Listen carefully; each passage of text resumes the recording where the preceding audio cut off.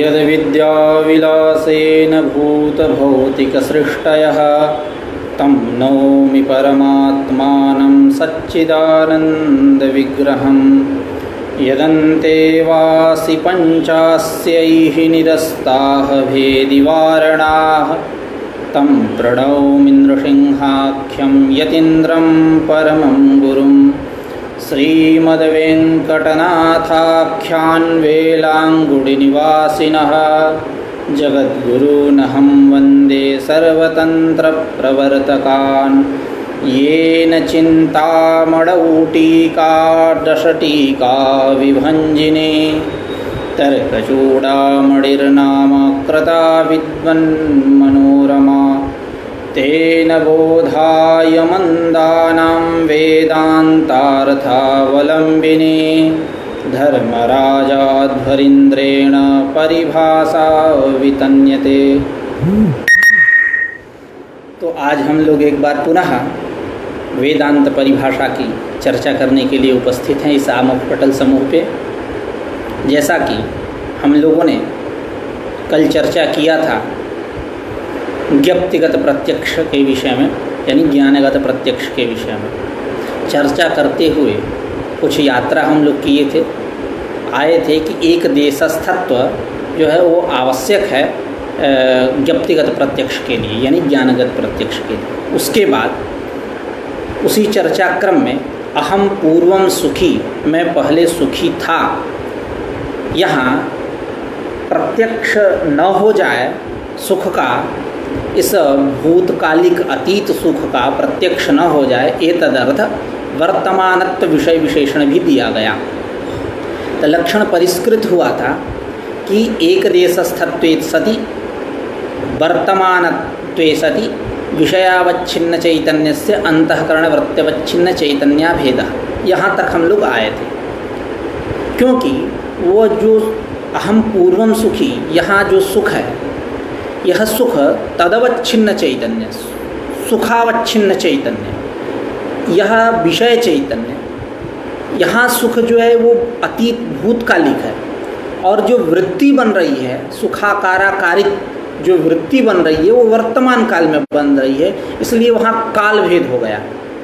इसलिए वो वर्तमानत्व विषय विशेषण देना चाहिए, वर्तमानत्व विषय विशेषण देना होगा आपको, नहीं तो उस सुख का जो अतीत सुख है, स्मर्यमाण सुख है, उसका भी प्रत्यक्ष होने लगेगा। उसका प्रत्यक्ष न हो, एक अर्थ वर्तमानत्व विषय विशेषण आवश्यक है। यहाँ तक हम लोगों ने कल चर्चा किया था। अब आगे चर्चा करते हैं। ननु एवमपि स्वकीय धर्माधर्मौ वर्तमानौ यदा शब्दादिना ज्ञायेते तदा तादृश शाब्द ज्ञानादौ अतिव्याप्तिः तत्र धर्माद्यवच्छिन्न तदवृत्त्यवच्छिन्न चैतन्ययोः एकत्वात् इति चेत् न योग्यत्वस्यापि विषय विशेषणत्वात्। अब कह रहे हैं कि एवमपि, यानी वर्तमानत्व विषय विशेषण दाने भी, वर्तमानत्व विषय विशेषण दे देने पर भी जो स्वकीय धर्माधर्म है, अपने अंतःकरण में विराजमान जो धर्म और अधर्म है, स्वकीय धर्माधर्म वर्तमान अंतःकरणे देहे वर्तमान यदा शब्दादिना ज्ञायेते, जब यह शब्दादि के द्वारा ज्ञात होते हैं इनका, यानी धार्मिको भवान, आप धार्मिक हो, तुम अधार्मिकः, तुम अधार्मिक हो, यदा शब्दादिना ज्ञायेते, जब यह शब्दादि के द्वारा यह ज्ञात होता है, तदा तादृश शाब्द ज्ञानादौ, तादृश जो शाब्द ज्ञान, उस शाब्द ज्ञान में अतिव्याप्ति हुई। क्योंकि वहाँ जो धर्म है अधर्म है तदवच्छिन्न जो चैतन्य, और जो वृत्ति बन रही है धर्माकाराकारी अधर्माकाराकारी जो अंतःकरण की वृत्ति बन रही है, इन दोनों का यानी विषय चैतन्य का और प्रमाण चैतन्य का ऐक्य हो जाने से इनका प्रत्यक्ष होना चाहिए, धर्म और अधर्म का होना चाहिए। और ये विद्यमान भी है, एक देशस्थ भी है, इनमें अंतःकरण में है सब उपस्थित, और वर्तमान भी हैं। धार्मिको भवान यदा शब्दादिना ज्ञायते, तुम अधार्मिकः इत्यादि शब्दों के द्वारा ज्ञात होता है। तो यहाँ लक्षण गया, अतिव्याप्ति दोष हुआ। उस अतिव्याप्ति दोष का वर्णन करने के लिए ग्रंथकार कह रहे हैं कि लक्षण में आपको एक देशस्थत्व वर्तमानत्व के साथ साथ योग्यत्व पद भी रखना होगा। इसी बात को ग्रंथकार अपने शब्दावली में कह रहे हैं, ननु एवमपि यानी वर्तमानत्व विषय विशेषण दानेपि स्वकीय धर्माधर्मौ वर्तमानौ अंतःकरणे यदा शब्दादिना ज्ञायेते, जब यह शब्दादि के द्वारा इनकी प्रतीति होती है, साक्षात्व होता है, ज्ञान होता है कि धार्मिको भवान् त्वम् अधार्मिकः इत्यादि शब्दादिना ज्ञायेते, तदा तादृश शाब्द ज्ञानादौ, शाब्द ज्ञान में तादृश शाब्द ज्ञानादौ अतिव्याप्ति हुई। क्यों? तो उसी को बतला रहे हैं आगे, तत्र धर्माद्यवच्छिन्न तदवृत्त्यवच्छिन्न चैतन्ययोः एकत्वात्। अरे धर्मावच्छिन्न चैतन्य यानी विषयावच्छिन्न चैतन्य और तदवृत्त्यवच्छिन्न चैतन्य, तदवृत्त्यवच्छिन्न चैतन्य यानी जो धर्माकाराकारी अधर्माकाराकारी जो अंतःकरण की वृत्ति बन रही है, तदवच्छिन्न चैतन्य, यह दोनों कैसे हुए? एक हो गए। तो जब एक हो गए तो इनका प्रत्यक्ष होना चाहिए। एक देशस्थत्व दिया गया, ठीक है, लक्षण में वर्तमानत्व दिया गया, तो वर्तमानत्व विषय विशेषण दाने भी अयं दोष आयाति, यह दोष आएगा। इसलिए यह दोष बना अतिव्याप्ति, वहाँ लक्षण नहीं हो जाना चाहिए, लेकिन लक्षण गया अतिव्याप्ति। जिस श्रृंगित्वम गोत्वम आप कहेंगे तो महिषादि में गया, अलक्ष्यव्रतित्व सति अलक्ष्यव्रतित्व हुआ। तो इस प्रकार अतिव्याप्ति रूप दोष हुआ। उस अतिव्याप्ति रूप दोष का वारण करने के लिए, निवारण करने के लिए ग्रंथकार कह रहे कि नहीं, यहाँ आपको योग्यत्व पद भी देना होगा। जब योग्यत्व पद दे दिए तो यह धर्म और अधर्म का प्रत्यक्ष नहीं होगा, क्योंकि उनमें योग्यता नहीं है। और योग्यता नहीं है इसका हम कल्पना करेंगे, यानी फलबल कल्प्य कुछ, जैसे अंतःकरण में जैसे सुख दुख भी रहते हैं, तो सुख दुख रहते हैं तो सुख दुख का तो प्रत्यक्ष होता है, और उसी अंतःकरण में धर्म अधर्म भी रह रहा है, लेकिन इसका प्रत्यक्ष नहीं हो रहा है। तो यहाँ फलबल कल्प्य स्वभाव का हम शरण लेंगे कि किंचित अयोग्यम किंचित योग्यम, कुछ प्रत्यक्ष के योग्य है, कुछ प्रत्यक्ष के योग्य नहीं है, ऐसा।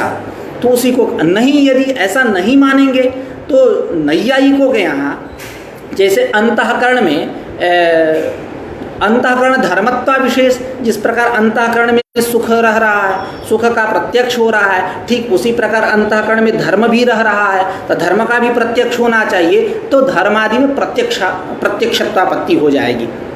इसी बात को ग्रंथकार कह रहे हैं अपने शब्दावली में कि योग्यत्वस्यापि विषय विशेषणत्वात्, योग्यत्व यह विषय विशेषण देना होगा, विषयांश का विशेषण देना होगा। अंतःकरण धर्मत्वा विशेषेपि, अंतःकरण धर्मत्वा विशेष अविशेषे सामान्य पे, जिस प्रकार सुख दुख है अंतःकरण में रह रहे हैं, उसी प्रकार धर्म धर्म भी रह रहा है। तो अंतःकरण धर्मत्वा विशेषे भी कि किंचित अयोग्यम किंचित योग्यम, यानी कुछ प्रत्यक्ष के अयोग्य हैं, कुछ प्रत्यक्ष के योग्य हैं। इस प्रकार इत्यत्र फलबल कल्प्य स्वभावेव शरणम, फल के बल की कल्पना के द्वारा स्वभाव का ही मतलब शरण लेना है कि कुछ इनका स्वभाव ही ऐसा है कि कुछ अंतःकरण में जो सुख दुख है उनका स्वभाव है प्रत्यक्ष होना, और यह जो धर्म अधर्म है इनका स्वभाव है प्रत्यक्ष न होना। अन्यथा यानी आप इस स्वभाव का आचरण नहीं करोगे, फल बल कल्प्य स्वभाव शरणम, इसको नहीं मान रहे हो, तो न्यायमते नैयायिकों के यहाँ आत्मधर्मत्व अविशेषा सामान्य, जिस प्रकार सुख दुख आत्मा के धर्म ये भी है, आत्मधर्मत्वाविशेषा सुखादिवत, सुखादि के समान धर्मादेरपि, जो धर्मादि हैं धर्म अधर्म इनका भी प्रत्यक्षत्वापत्ति दुर्वारा, प्रत्यक्ष होने लगेगा धर्म अधर्म, इसको आप रोक नहीं पाओगे, प्रत्यक्षत्वापत्ति दुर्वारा।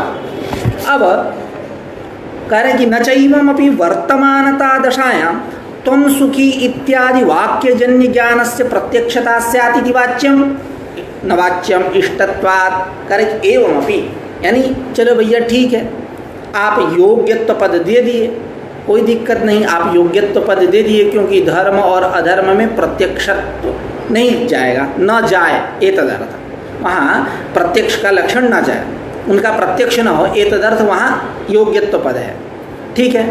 तो अब यहाँ ये बात कह रहे हैं कि आप योग्यत्व विषय विशेषण दे देने पर भी त्वम सुखी असि, तुम सुखी हो, यह जो वाक्यजन्य ज्ञान है, वाक्यजन्य ज्ञानस्य सुखस्य, इसका भी प्रत्यक्ष होना चाहिए। क्योंकि अब यहाँ जो सुखावच्छिन्न चैतन्य, सुख विषय है, तदवच्छिन्न चैतन्य विषय चैतन्य, और जो तदाकाराकारित वृत्ति बन रही है, सुखाकाराकारित दुखाकाराकारित जो वृत्ति बन रही है, तदवच्छिन्न चैतन्य, इन दोनों के एक होने से एक देशस्थत्व भी है, एक देश है यह सुख, और अंतःकरण की जो वृत्ति हो रही है ये एक देशस्थ है, और इसमें वर्तमानता भी है। त्वम सुखी असि, असि से क्या निकल रहा है? वर्तमान कालिक क्रिया। योग्यता भी है क्योंकि सुख का प्रत्यक्ष होता है। तो तीनों अंश यहाँ चले गए। तो जब तीनों अंश चले गए तो त्वम सुखी असि, अहम सुखी नहीं, त्वम सुखी असि, तुम सुखी हो। इस जो वाक्यजन्य ज्ञान है, वाक्यजन्य ज्ञानस्य अर्थात सुखस्य, सुख का प्रत्यक्ष होना चाहिए। तो इति वाच्यम न वाच्यम, ऐसा आप नहीं कह सकते। कह रहे हैं इष्टत्वात्, यदि तुमको प्रत्यक्ष करना मतलब तुम यदि पूर्व पक्षी तुमको प्रत्यक्ष करने मतलब करने के लिए तुम ललायित ही हो, तुम सुखी इसका, तो इष्टत्वात् हो जाए प्रत्यक्ष, क्या दिक्कत है? हम लोग तो मानते हैं ये वेदांती शब्दादपि अपरोक्ष ज्ञान, शब्द से भी हम लोग अपरोक्ष ज्ञान मानते हैं। उसी को कह रहे हैं दशमस्त्वमसि। दशमस्त्वमसि यानी तुम दसवें हो। जैसे कि इसके विषय में एक कथा है कि गुरुजी अपने शिष्यों के साथ नदी स्नान को गए थे संध्या वंदन आदि के हेतु। तो वहाँ 10 छात्र थे। तो गुरुजी ने दायित्व दिया किसी एक को कि गणना करो, जब वहाँ से वापस आने लगे गणना करो कि 10 है ना। तो वो क्या किया, अपने आप को छोड़ करके सबको गणना कर रहा था। तो 9 वही हो रहे थे। फिर उसको हटाया गया उस कार्य से, कहा कि तुम गणना करो। वो भी अपने आप को छोड़ करके सबको गणना कर रहा था। 9 वही हो रहे थे, 10वां हो ही नहीं रहा था। अब सब चिंतित हो गए। तो गुरुजी अपना वो कहे कि दशमस्त्वमसि, 10वां तुम ही हो। यह जो शाब्द ज्ञान है, तो जहाँ विषय सन्निकृष्ट रहता है, विषय का सन्निकर्ष रहता, मतलब दशमस्त्वमसि इत्यादि सन्निकृष्ट विषय, विषय के सन्निकृष्ट होने पर शब्दादपि अपरोक्ष ज्ञान होता है, शब्द से भी अपरोक्ष ज्ञान होता है। इस प्रकार इष्टत्वात्, यदि तुमको वहाँ प्रत्यक्ष चाहिए ही, प्रत्यक्ष करना ही है उसका, तुम सुखी असि, इसका तुम प्रत्यक्ष करना चाहते हो, कर लो। इष्टत्वात् होता ही, हम लोग मानते ही ये वेदांती। उसी को कह रहे हैं दशमस्त्वमसि इत्यादि सन्निकृष्ट विषय। वो 10वां उपस्थित है, वही है, तभी गुरु जी कहे कि दशमस्त्वमसि, तुम 10वां हो। सन्निकृष्ट विषय शब्दादपि अपरोक्ष ज्ञानाभ्युपगमात्, शब्द से भी अपरोक्ष ज्ञान स्वीकार किया जाता। अतएव पर्वतो वहनिमान इत्यादि ज्ञानमपि वहन्यं से परोक्षम पर्वतान से अपरोक्षम। इसीलिए कह रहे हैं कि पर्वतो वहनिमान, यह पर्वत कैसा है? वहनी वाला है, आग वाला है। इत्यादि ज्ञानमपि, यह जो ज्ञान है वहन्यंश, 2 चीज़ें वहाँ, एक वहन्यंश है, एक पर्वतांश है। तब वहन्यंश से परोक्ष, वहन्यंश में वह ज्ञान की परोक्षता है, क्योंकि वहाँ अंतःकरण निर्गमना भावेना, अंतःकरण गया ही नहीं। वहन्यंश से परोक्षम, पर्वतांश से अपरोक्षम। पर्वतांश में क्या है? अपरोक्षता है, यानी प्रत्यक्षता है उसमें। पर्वताद्यवच्छिन्न चैतन्यस्य बहिः निःसृत अंतःकरण वृत्त्यवच्छिन्न चैतन्याभेदात्। करें कि पर्वताद्यवच्छिन्न जो चैतन्य है, यानी विषयावच्छिन्न चैतन्य, पर्वत विषय है, तो पर्वताद्यवच्छिन्न चैतन्य से यानी विषयावच्छिन्न चैतन्य से बहिः निःसृत अंतःकरण वृत्त्यवच्छिन्न चैतन्य, जो बाहर निकली अंतः, क्योंकि अंतःकरण वृत्ति निकलती है, विषय देश को जाती है, वहाँ तदाकार आकारित होती है, इंद्रिय प्रणाली गया, ऐसा क्रम है। जैसा कि हम लोगों ने चर्चा किया था, यथा टटा गोदकम छिद्रान निर्गत्य करके हम लोगों ने कल चर्चा किया था कि प्रत्यक्ष कैसे होता है, वृत्ति का परिणाम कैसे होता है। तो जैसे विषय है, तब विषय को इंद्रिय ने देखा, अब अंतःकरण क्या, वो इंद्रिय प्रणाली गया, विषय देश को गया, अब विषय देश को जा करके तदाकाराकारित होता है, यही वृत्ति का परिणाम है। तो कह रहे हैं कि पर्वत जो है पर्वतो वहनिमानी यह दो अंश है, एक वहन्यंश दूसरा पर्वतांश। वहन्यंश में क्या चीज़ है, तो ज्ञान की परोक्षता है, क्योंकि वहाँ अंतःकरण वृत्ति का निर्गमन ही नहीं हुआ, अंतःकरण की वृत्ति गई ही नहीं, क्योंकि वो सन्निकृष्ट नहीं है, दिखाई नहीं दिया, इसलिए वहाँ अंतःकरण की वृत्ति गई नहीं। पर्वतांश जो है यहाँ दिखाई दे रहा है पर्वत, तो जब पर्वत दिखाई दे रहा, सन्निकृष्ट हुआ, अंतःकरण की वृत्ति गई और तदाकाराकारित हुई। तो इस प्रकार वहन्यंश में ज्ञान की परोक्षता है और पर्वतांश में ज्ञान की अपरोक्षता है, उसी बात को कह रहे हैं। अतएव शब्दादपि अपरोक्ष ज्ञानाभ्युपगमात् स्वीकारादेव पर्वतो वहनिमान इत्यादि ज्ञानमपि वहन्यंशे परोक्षम पर्वतांशे अपरोक्षम। क्यों, तो पर्वताद्यवच्छिन्न चैतन्यस्य, पर्वताद्यवच्छिन्न चैतन्यस्य यानी विषयावच्छिन्न चैतन्यस्य बहिः निःसृत अंतःकरण वृत्त्यवच्छिन्न चैतन्याभेदात्, बहिः निःसृत बाहर निकली हुई, बहिः निःसृत जो अंतःकरण की वृत्ति, तदवच्छिन्न जो चैतन्य यानी प्रमाण चैतन्य, उससे अभेदात् अभेद हो गया। इस प्रकार वहन्यंश में क्या है, परोक्षता, पर्वतांश में अपरोक्षता। आगे कह रहे हैं कि वहन्यंश में क्यों परोक्षता है, तो कह रहे हैं कि वहन्यंशे तो अंतःकरण वृत्ति निर्गमना संभवेन, वहन्यंश में अंतःकरण की वृत्ति जो है वो गई ही नहीं, दिखाई नहीं दिया, सन्निकर्ष नहीं हुआ वहनी के साथ, उसका तो हम अनुमान कर रहे हैं धूम को देख करके।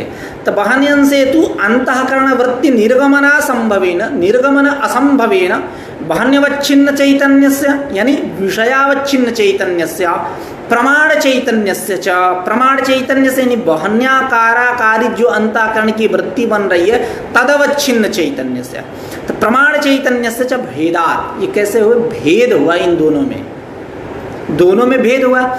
वहन्यवच्छिन्न चैतन्य यानी विषयावच्छिन्न चैतन्य और जो वहन्याकाराकारित अंतःकरण की वृत्ति बन रही है, तदवच्छिन्न जो चैतन्य प्रमाण चैतन्य, इन दोनों में क्या भेद है। तो जब भेद है तो कैसा प्रत्यक्ष, प्रत्यक्ष ही नहीं हुआ। अब पर्वतांश के साथ अभेद है, क्योंकि वहां अंतःकरण वृत्ति निकली, तदाकाराकारित हुई।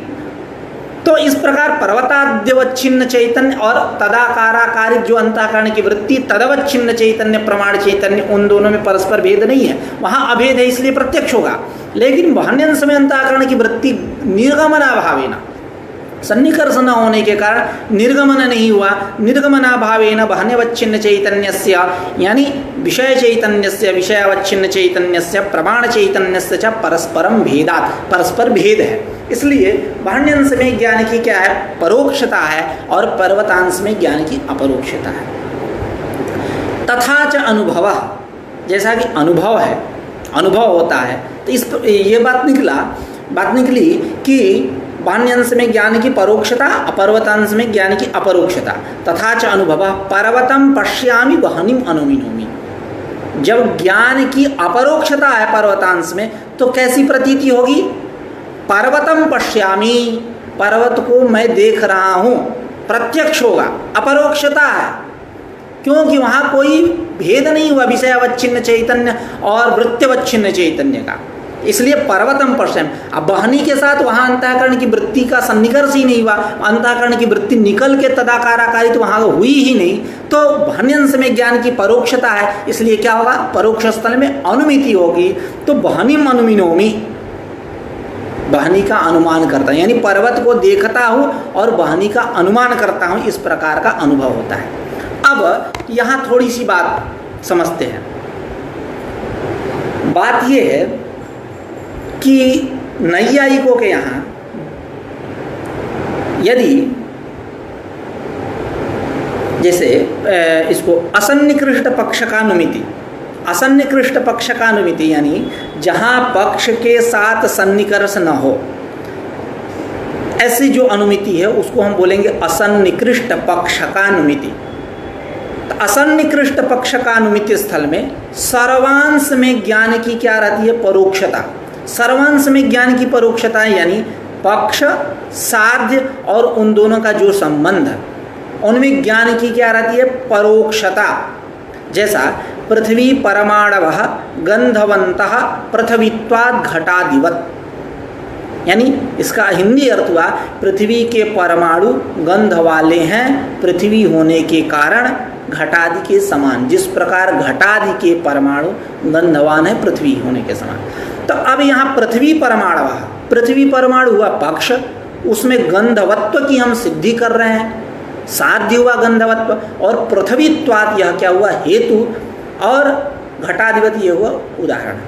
अब यहाँ असन्निकृष्ट पक्ष का अनुमिति है। असन्निकृष्ट पक्ष का अनुमिति यानी पक्ष के साथ जहाँ सन्निकर्ष न हो, तो पक्ष क्या, पृथ्वी के परमाणु, पृथ्वी परमाणु ये पक्ष। अब परमाणु को तो आप देख नहीं सकते आंख से, तो उसके साथ पक्ष के साथ क्या है मतलब सन्निकर्ष नहीं हुआ, तो असन्निकृष्ट पक्ष का अनुमिति हुई। तो अब असन्निकृष्ट पक्ष का अनुमिति स्थल में सर्वांश ज्ञान, मतलब सर्वांश में यानी पक्ष साध्य और उन दोनों का जो संबंध, इनमें ज्ञान की क्या रहती है, परोक्षता रहती है, ज्ञान की परोक्षता। अब तुम नैयायिक यदि सन्निकृष्ट पक्ष का अनुमिति स्थल में जहाँ पक्ष सन्निकृष्ट है वहाँ भी ज्ञान की परोक्षता स्वीकार करोगे, तो जो पर्वत रूप पक्ष है यह पक्ष सन्निकृष्ट है, आंख से दिखाई दे रहा है, पृथ्वी परमाणु जैसा तो है नहीं कि लघु है दिखाई न दे। तो अब तुम नहीं आई कि यदि जहाँ पक्ष सन्निकृष्ट है वहाँ भी ज्ञान की परोक्षता स्वीकार करोगे, तो क्या होगा, पर्वतम पश्यामि के जगह पर पर्वतम अनुमिनोमि, जैसे बहनिम अनुमिनोमि व्यवहार हुआ उसी प्रकार पर्वतम अनुमिनोमि, ऐसा अनुव्यवसाय होने लगेगा, अनुव्यवसायापत्ति होने लगेगी। एक होता है व्यवसाय, दूसरा होता है अनुव्यवसाय। यानी इसको इस प्रकार समझ, जैसे अयं घटः, अयं घटः मतलब यह घट है, इदम विशेष घटत्व प्रकार ज्ञान, यह क्या हुआ, व्यवसाय। अब घटम हम जानामि, यह क्या हुआ, अनुव्यवसाय। तो उसी प्रकार यदि तुम नैयायिक यदि सन्निकृष्ट पक्ष का अनुमिति स्थल में ज्ञान की परोक्षता स्वीकार करोगे, तो पर्वतम पश्यामि के जगह पर पर्वतम अनुमिनोमि, जैसा अबहनिम अनुमिनोमि व्यवहार होता है, ठीक उसी प्रकार पर्वतम अनुमिनोमि ऐसा अनुव्यवसाय होने लगेगा। उसी बात के कारण न्यायमते नैयायिकों के यहाँ पर्वतम अनुमिनोमि इति अनुव्यवसायापत्ति ही, ऐसा अनुव्यवसायापत्ति हो जाएगी। उसी को करें आगे, असन्निकृष्ट पक्ष का अनुमित हो तो सर्वांशे भी ज्ञानम परोक्षम। अब करें सुरभिचंदनम, सुरभिचंदनम इत्यादि ज्ञानमपि चंदन खंडान से अपरोक्षम, सौरभान से तु परोक्षम, सौरभ्यस्य चक्षु इंद्रिय अयोग्यतया योग्यत्व घटितस्य निरुक्त लक्षणस्य अभावात्। यानी इसको इस प्रकार समझते हैं, सुरभिचंदनम, सुरभिचंदनम यानी यह जो चंदन है, यह चंदन कैसा है, सुरभि, सुगंधित है। तो अब यहाँ हम वेदांती सौरभांश में ज्ञान की परोक्षता मानते हैं और चंदन खंडांश में ज्ञान की अपरोक्षता मानते हैं। यानी चंदन जो है यहाँ हमारे यहाँ प्रत्यक्ष है और सौरभांश प्रत्यक्ष नहीं है, ऐसा हमारा सिद्धांत है। नैयायिकों का यहाँ ज्ञानगत प्रत्याशक्ति मान करके उसमें सौरभांश में भी परोक्षता न मान करके अपरोक्षता मानते हैं नैयायिक, अभी चर्चा करेंगे। तो सुरभि चंदनम मतलब चंदन कैसा है, सुरभि, सुगंधित है। अब यहाँ सुरभि चंदनम इत्यादि ज्ञानम अपि, यह ज्ञान भी चंदन खंडान से अपरोक्षम, चंदन खंडांश में क्या अपरोक्ष है, और सौरभांश से तु परोक्षम, सौरभांश में क्या है, परोक्ष है। इति क्यों सौरभांश से तु परोक्षम, क्यों परोक्ष है, क्योंकि सौरभ्यस्य चक्षु इंद्रिय अयोग्यतया, सौरभ्य जो है वो चक्षुर इंद्रिय योग्य नहीं है, आप उसको आंख से नहीं देख सकते, वो आंख से प्रत्यक्ष नहीं हो सकता। सौरभ्यस्य चक्षु इंद्रिय अयोग्यतया योग्यत्व घटितस्य निरुक्त लक्षणस्य, योग्यत्व घटित, जो हम ज्ञानगत प्रत्यक्ष की चर्चा कर रहे हैं, व्यक्तिगत प्रत्यक्ष की चर्चा रहे हैं, उसमें योग्यत्व हम विषय विशेषण दिए धर्माधर्म में प्रत्यक्षत्व का वारण करने के लिए। तो योग्यत्व घटितस्य निरुक्त लक्षणस्य व्यक्तिगत लक्षणस्य अभावात वहाँ नहीं हुआ, लक्षण नहीं गया। अब थोड़ी सी चर्चा करते हैं ये सुरभि चंदनम पे। जो यहाँ असन्निकृष्टेति टीका में अर्थ दीपिका है, इस शायद आप लोगों के पास हो तो आप देख सकते हैं, नहीं तो आप लोग सुनिए केवल। असन्निकृष्टेति यहाँ पूर्व पक्ष किया गया। ननु सुरभिचंदनम इत्यादौ सौरभांसे ज्ञानम परोक्षम अपरोक्षम वा। सुरभिचंदनम, चंदन सुगंधित है। यहाँ सौरभांश में हमें चंदन खंडन से कोई भी प्रतिपत्ति, तुम नैयायिक वहाँ भी मानते हो प्रत्यक्ष, हम भी मानते हैं, तो वहाँ कोई झगड़ा वगड़ा नहीं है। हमको सौरभांश में है, तुम वहाँ मानते हो सौरभांश में भी प्रत्यक्ष, हम सौरभांश में प्रत्यक्ष नहीं मानते, हम ज्ञान की परोक्षता मानते हैं। तो यहाँ विरोध हो रहा है, तो उसी स्थल की विशेष रूप से चर्चा हुई है इसमें कि सुरभिचंदनम इत्यादि सौरभांश ज्ञानम परोक्षम अपरोक्षम वा।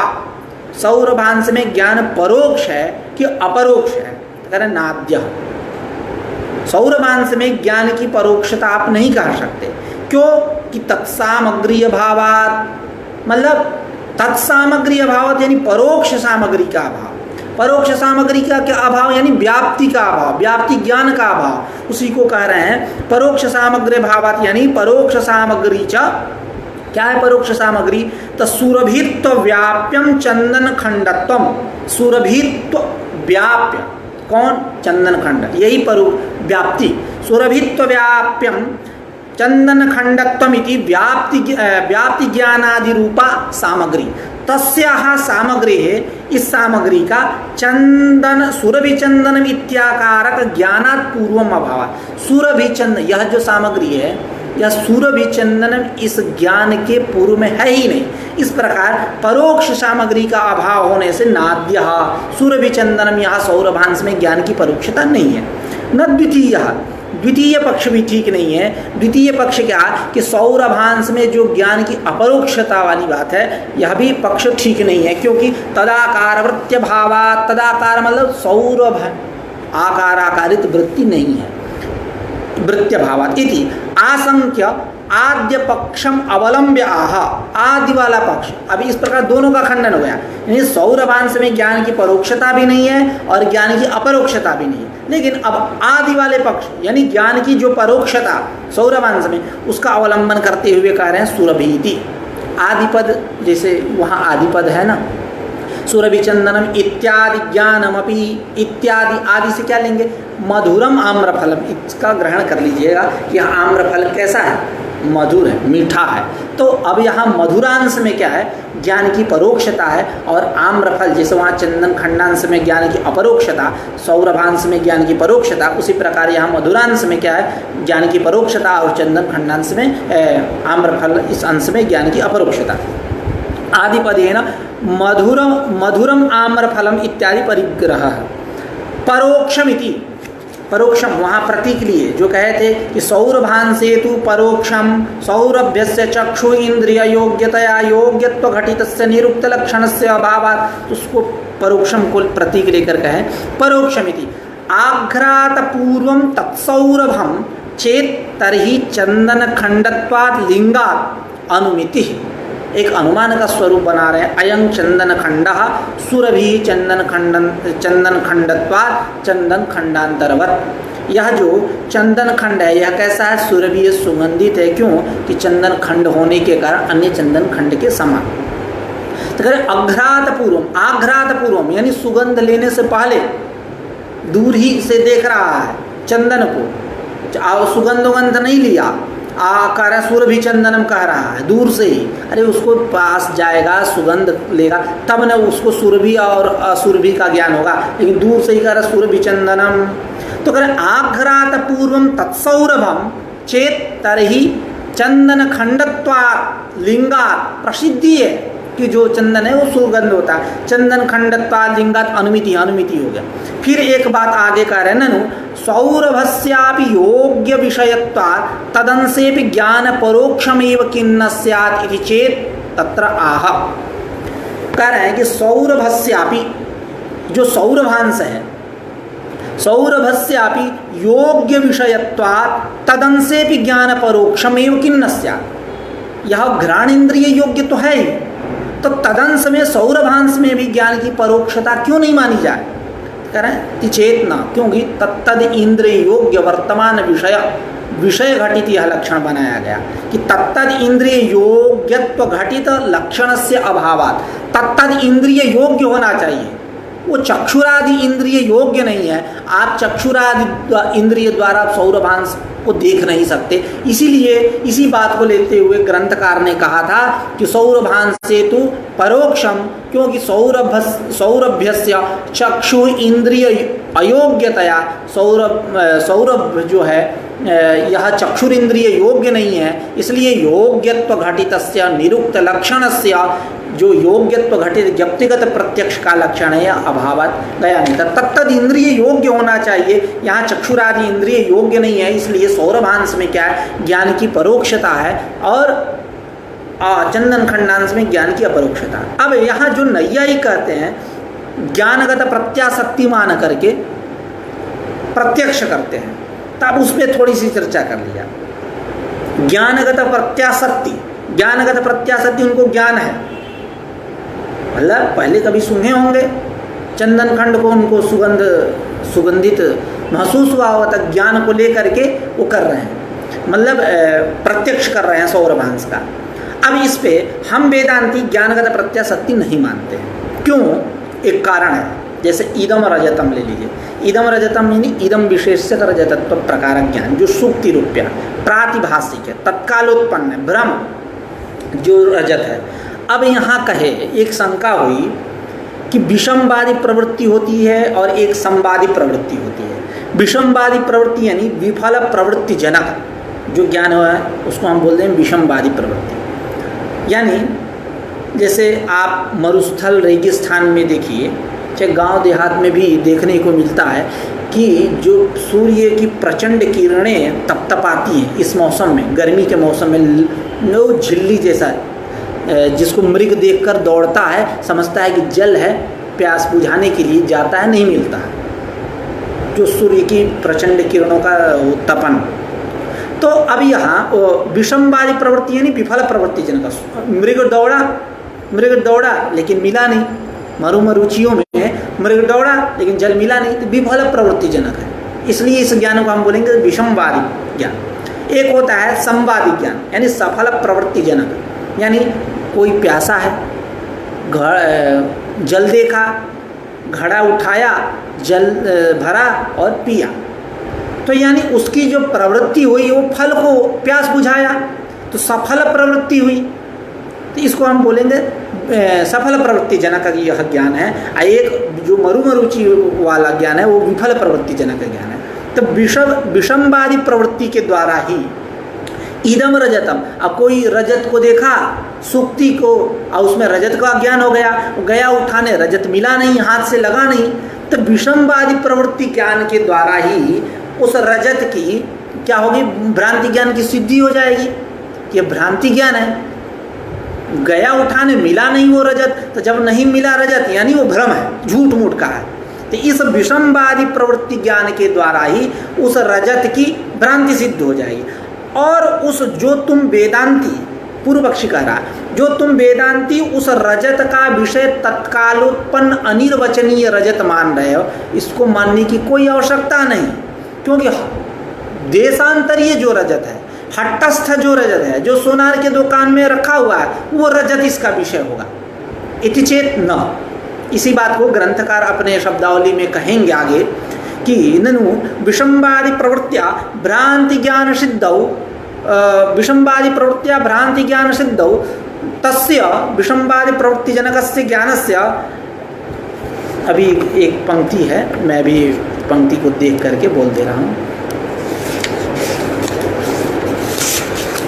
ननु विषमवादी प्रवृत्तिया भ्रांति ज्ञान सिद्धौ अपि, भ्रांति ज्ञान की सिद्धि होने पर तस्य प्रातिभाषिक तत्कालोत्पन्न रजतादि विषयत्वे न प्रमाणम, उस रजत का विषय जो है, उस भ्रम ज्ञान का विषय तत्कालोत्पन्न रजत होगा, इसमें कोई प्रमाण नहीं है। क्यों? देशांतरीय रजतस्य क्लृप्तस्यैव तद विषयत्व संभवात्, जो देशांतरीय रजत है, हट्टस्थ रजत है, वही विषय बनेगा। इति चेत न, यदि आप तुम पूर्व पक्ष ऐसा कह रहे हो तो नहीं कह सकते। क्यों? कि तस्य असन्निकृष्टतया, वो असन्निकृष्ट है, उसके साथ सन्निकर्ष नहीं हो, हट्टस्थ है, बाजार में रखा हुआ है। तस्य असन्निकृष्टतया प्रत्यक्ष विषयत्व अयोगा, यानी वह प्रत्यक्ष के विषय मतलब वो असन्निकृष्ट होने के कारण, उसके साथ सन्निकर्ष न होने के कारण वो प्रत्यक्ष विषय के योग्य ही नहीं है। तो वही कहते हैं पूर्व पक्षी कि हम यहाँ मानेंगे ज्ञानगत प्रत्याशक्ति। तो कह रहे न च ज्ञानगत प्रत्याशक्ति, ज्ञानगत प्रत्याशक्तित्व स्वीकारे ततैव वहन्यादेः प्रत्यक्षत्वापत्तौ अनुमानादि उच्छेदापत्तेः। इसी को ग्रंथकार कह रहे हैं न च ज्ञानम तत्र ज्ञान न च ज्ञानम तत्र प्रत्याशक्ति ज्ञानस्य प्रत्याशक्तित्वे ततैव वहन्यादेः प्रत्यक्षत्वापत्तौ अनुमानादि उच्छेदापत्तेः। यानी ज्ञानगत प्रत्याशक्ति मानोगे, ज्ञान से ही काम चलाओगे कि ज्ञान है, उस रजत का ज्ञान है, ज्ञानगत प्रत्याशक्ति लेकर चलोगे। तो ये बताओ, तुमने महानस में धूम के साथ वहनी देखा तो वहाँ भी आपको ज्ञान तो हुआ। तो अब पर्वत के समीप में आकर के आप वहनी का अनुमान क्यों कर रहे हो? कर लो ऐसे ज्ञानगत मान करके। तो ऐसा करोगे तो वहनी का जो तुम अनुमान करते हो अनुमान न होकर प्रत्यक्ष होने लगेगा। तो प्रत्यक्ष होने लगेगा तो अनुमान करने की क्या आवश्यकता है? सर्वत्र अनुमान स्थल में ऐसे ही करने लगोगे तो अनुमान आदि की उच्छेदापत्ति हो जाएगी। इसलिए ज्ञानगत प्रत्याशक्ति ठीक नहीं है। ऐसा वेदांतियों का सिद्धांत है कि ज्ञानगत प्रत्याशक्तित्व के बल से जो तुम सूरभि चंदनम यहाँ सौरभांश में ज्ञान की परोक्षता सिद्ध कर रहे थे, अपरोक्षता सिद्ध कर रहे थे, वो तुम्हारा कथन ठीक नहीं है। क्योंकि ज्ञानगत प्रत्याशक्ति हम नहीं मानते। ज्ञानगत प्रत्याशक्तित्व स्वीकारे ततैव वहन्यादेः प्रत्यक्षत्वापत्तौ, प्रत्यक्ष हो जाएगा। अनुमानादेः उच्छेदापत्तेः, अनुमानादि की कोई आवश्यकता नहीं, उच्छेद होने लगेगा, इसकी क्या आवश्यकता है? तो इस प्रकार हम ज्ञानगत प्रत्याशक्तित्व को नहीं लेते हैं। तो जो तुम नैयायिक सूरभि चंदनम यहाँ ज्ञानगत प्रत्याशक्तित्व को लेकर के आप चंदन खंडांश सौरभांश में ज्ञान की अपरोक्षता मानते हो, ठीक नहीं है। अब फिर आगे कह रहे हैं ग्रंथकार, न चैवम एकत्र ज्ञाने परोक्षत्वापरोक्षत्वयोः अभ्युपगमे तयोर्जातित्वं न स्यात् इति वाच्यम न वाच्यम। कह रहे हैं कि एवं एकत्र ज्ञाने, एकत्र ज्ञाने, एक ज्ञान, कौन एकत्र ज्ञाने यानी सूरभि चंदनम इति ज्ञाने, यह एक ज्ञान है। सूरभि चंदनम यह एक ज्ञान है पूरा। तो अब इस एकत्र ज्ञान में आपने वेदांती, पूर्व पक्षी कह रहा है वेदांती से, यहाँ वेदांतियों से ही पूर्व पक्ष होता है प्रायः करके। तो यहाँ आप समझ जाइए कि जहाँ भी सिद्धांत की बात हो रही है तो वेदांत सिद्धांत की ही बात हो रही है।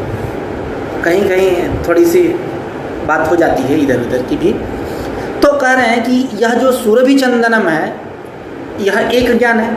इस एक ज्ञान में आप वेदांती सौरभांश में ज्ञान की अपरोक्षता मानते हो, ज्ञान की परोक्षता मानते हो, और चंदन खंडांश में ज्ञान की अपरोक्षता मानते हो। तो यहाँ दो विरुद्ध धर्म का जो स्वीकार तुम कर रहे हो, दो विरोधी जो धर्मों का जो संग्रह कर रहे हो, सौरभांश में ज्ञान की परोक्षता, चंदन खंडांश में ज्ञान की अपरोक्षता, तब क्या होगा? तो सांकर्य दोष हो जाएगा। तब जब सांकर्य दोष हो गया तो जाति की सिद्धि कैसे होगी? सांकर्य दोष हो जाने के कारण जाति की तो सिद्धि होगी नहीं। तो उसी पे कह रहे थे और जातित्वम न स्यात्, उसी को कह रहे हैं न च, न को वाच्यम के साथ अन्वय करिए।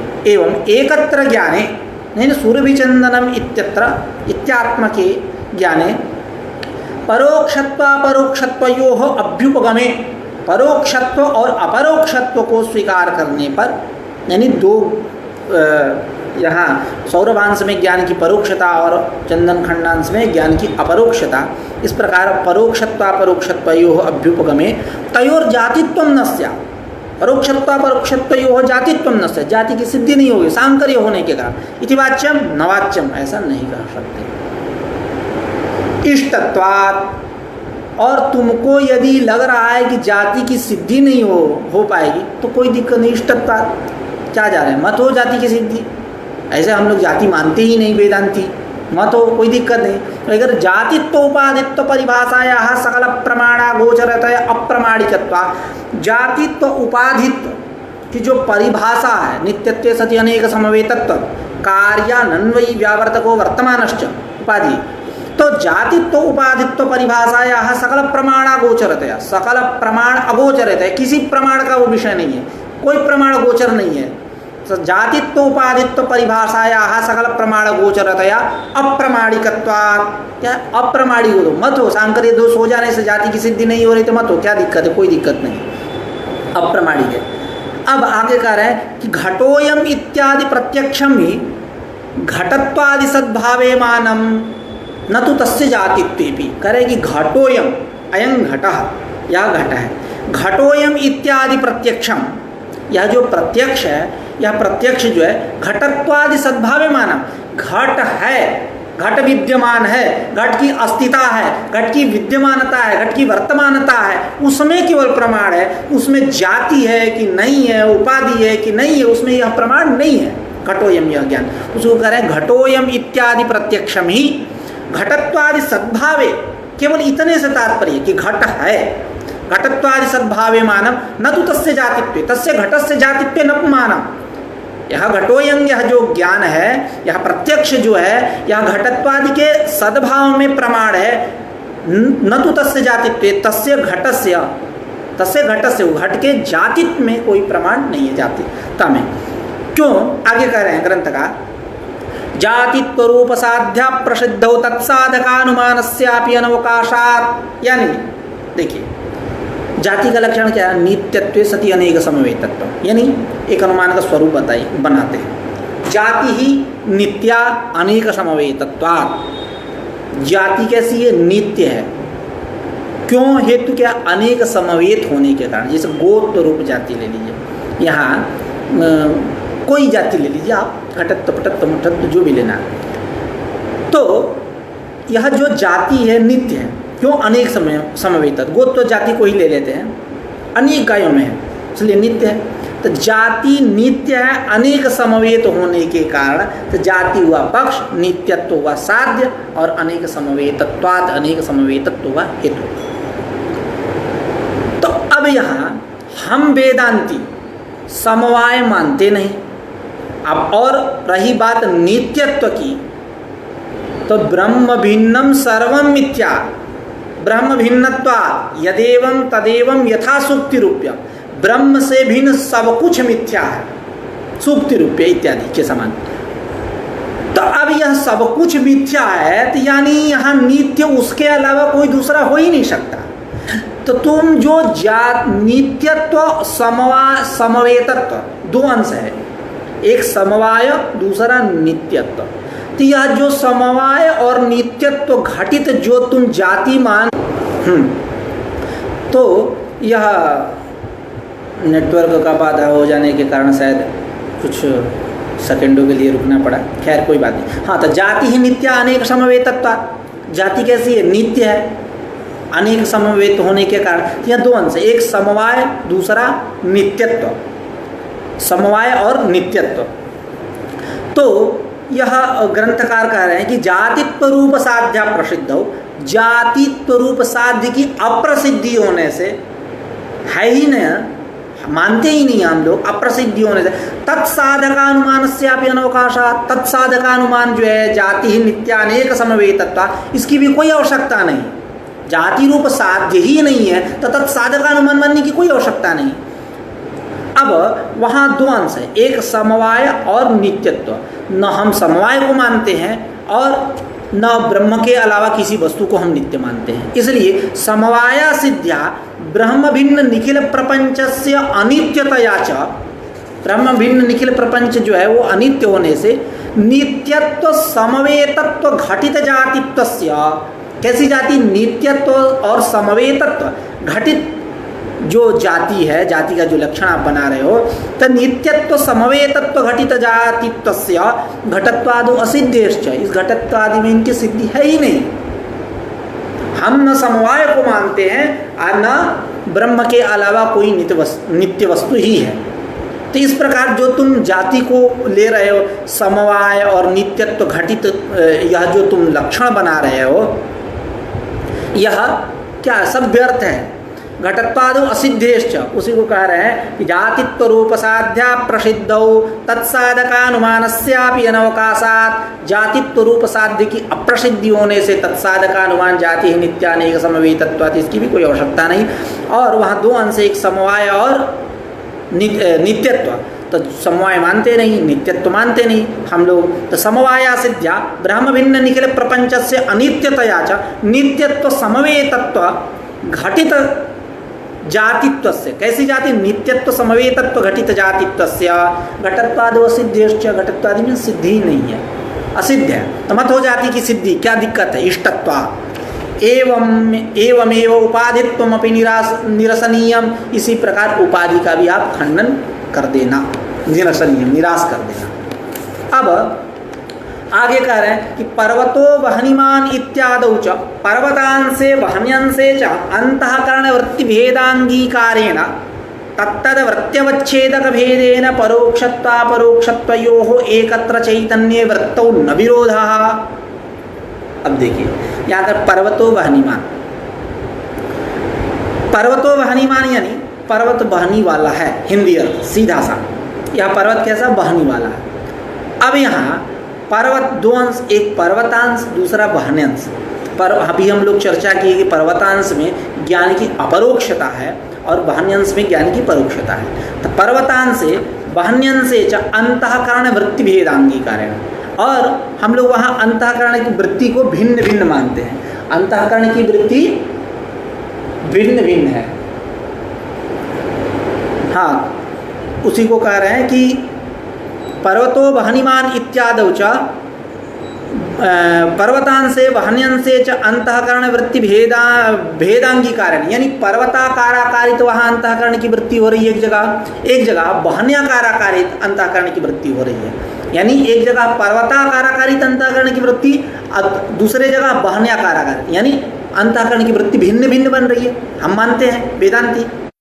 तो पर्वतो वहनिमान इत्यादौ पर्वतांशे बहन्यंशे च अंतःकरण वृत्ति भेदांगीकारेण, भेद होने से तत्तद वृत्त्यवच्छेदक भेदेन, तत्तद वृत्ति अवच्छेदक भेदेन, यानी अवच्छेदक मतलब अवच्छिन्नति अवच्छेदकः, यानी व्यावर्तक भेद का ही यावत, यानी तत्तद वृत्त्यवच्छेदक भेदेन, तत्तद वृत्ति यानी जो तदाकाराकारित पर्वताकाराकारित बहन्याकाराकारित जो अंतःकरण की वृत्ति हो रही है, तत्तद वृत्ति रूप अवच्छेदक भेदक व्यावर्तक भेदेना, भिन्न भिन्न है, अलग अलग है। यानी पर्वताकाराकारित अंतःकरण की वृत्ति अलग है, बहन्याकाराकारित अंतःकरण की वृत्ति अलग है। तो तत्तद वृत्त्यवच्छेदक भेदेन परोक्षत्वापरोक्षत्वयोः एकत्र चैतन्य वृत्तौ न विरोधः। यहाँ परोक्षत्व और अपरोक्षत्व का एक चैतन्य में, एक चैतन्य रूप ज्ञान में मानने पर कोई विरोध नहीं है। जिस प्रकार एक ही स्थल पर्वतो वहनिमान, वहाँ नाना वृत्तियाँ हुई, नाना वृत्ति मतलब एकादश वृत्ति, उन्होंने दो वृत्ति, यानी पर्वताकाराकारित अलग वृत्ति बन रही है, बहन्याकाराकारित अलग वृत्ति बन रही है, कोई विरोध नहीं है। अब तुम कह रहे हो कि सुरभि चंद्रम यहाँ एक जगह सौरभांश में परोक्षता है और चंदन खंडांश में अपरोक्षता है, यह परोक्षत्व अपरोक्षत्व कैसे होगा? ये दो विरुद्ध धर्मी कैसे होगा? एक ज्ञान में यह कैसे होंगे? तो कह रहे हैं एक ही चैतन्य में इन दोनों को उपस्थित होने में कोई दिक्कत नहीं है। वहाँ मानते ही हमारा सिद्धांत ये कि पर्वतो वहनिमान, वहाँ पर्वताकाराकारित वृत्ति और बहन्याकाराकारित वृत्ति यानी वृत्ति भेद मानते हैं। उसी प्रकार परोक्षत्व अपरोक्षत्व का एक चैतन्य में रहने पर कोई विरोध नहीं है। उसी को कह रहे हैं कि पर्वतो वहनिमान इत्यादौ च पर्वतांशे बहन्यंशे च अंतःकरण वृत्ति भेदांगीकारेण, अंतःकरण की वृत्ति भेद, अंतःकरण वृत्ति भेद स्वीकार करने से तत्तद वृत्त्यवच्छेदक भेदेन, तत्तद वृत्त्यवच्छेदक भेदेन, तत्तद यानी बर्तद यानी पर्वत बहनी इत्यादि, तत्तद जो वृत्ति रूप अवच्छेदक व्यावर्तक, अलग वृत्ति क्या करती है? अवच्छिन्नति अलग करती है। ये पर्वताकाराकारित वृत्ति बनी, यहाँ पटाकाराकारित, यहाँ मठाकाराकारित इत्यादि। अवच्छेदक है ना, अवच्छिन्नोति अवच्छेदक मतलब अवच्छिन्न कर देती है वृत्ति। बांध देती है, यूँ कह ले। तत्तद वृत्त्यवच्छेदक भेदेन, तत्तद वृत्ति रूप अवच्छेदक भेदक व्यावर्तक भेदेन परोक्षत्वापरोक्षत्वयोः एकत्र चैतन्य वृत्त, एक जो चैतन्य रूप ज्ञान जो है परमात्मक चैतन्य, चैतन्य रूप ज्ञान न विरोध, कोई विरोध नहीं है, रहेंगे परोक्षत्वापरोक्षत्व, कोई दिक्कत नहीं। तथा च तत्, अब इसका निष्कृष्ट लक्षण बना रहे हैं ज्ञानगत प्रत्यक्ष का। तथा च तत्तद इंद्रिय योग्य वर्तमान विषयावच्छिन्न चैतन्याभिन्नत्वं तत्तदाकार वृत्त्यवच्छिन्न ज्ञानस्य तत्तदंशे प्रत्यक्षत्वम्। यानी हम लोगों ने अभी तक क्या चर्चा किया प्रत्यक्ष, व्यक्तिगत प्रत्यक्ष में कितने अंशों तक, तो 3-4 अंश तक तो हम लोग चर्चा करते आए, दोष आते गया, परिष्कार करते गए। एक देशस्थत्व की आवश्यकता रही, उसके बाद एक कालीनत्व आया, वर्तमानत्व, उसके बाद योग्यत्व पद आया, तब जाकर के ये सारे जिसमें रहें तब विषयावच्छिन्न चैतन्य का अंतःकरण वृत्त्यवच्छिन्न चैतन्य के साथ अभेद होगा, तो व्यक्तिगत प्रत्यक्ष होगा।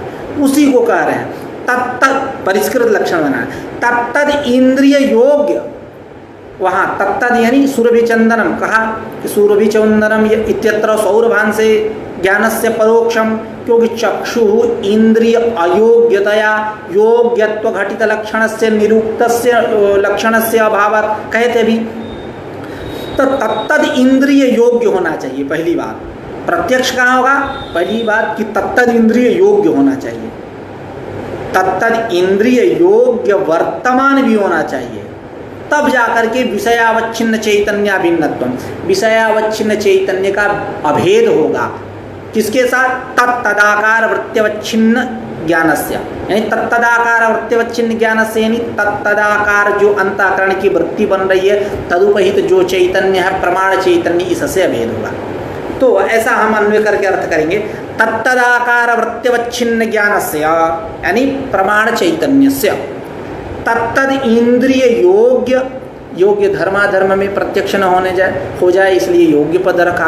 तत्तद इंद्रिय योग्य वर्तमान अहम पूर्वम सुखी, वहाँ प्रत्यक्ष न हो जाए सुख का, तो उसके व्यावृत्ति के लिए वहाँ वर्तमान पद रखा। इत्यादि एक एक पदों की महती भूमिका है, उस विषयों पे हम लोगों ने चर्चा किया। तो तत्तदाकार वृत्त्यवच्छिन्न ज्ञानस्य, यानी तत्तदाकार वृत्त्यवच्छिन्न ज्ञानस्य यानी प्रमाण चैतन्यस्य, तत्तद इंद्रिय योग्य वर्तमान विषयावच्छिन्न चैतन्याभिन्नत्वम, यानी विषयावच्छिन्न चैतन्याभिन्नत्व, ये सब विषयावच्छिन्न, विषय के सब विशेषण है।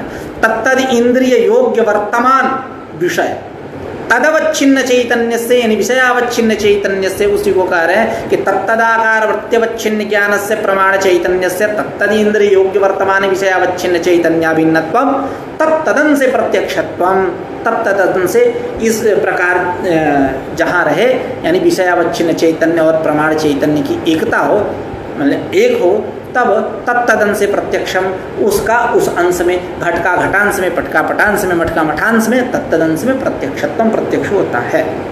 अब आज की चर्चा यहीं रखते हैं। व्यक्तिगत प्रत्यक्ष के विषय में हम लोगों ने चर्चा कर लिया।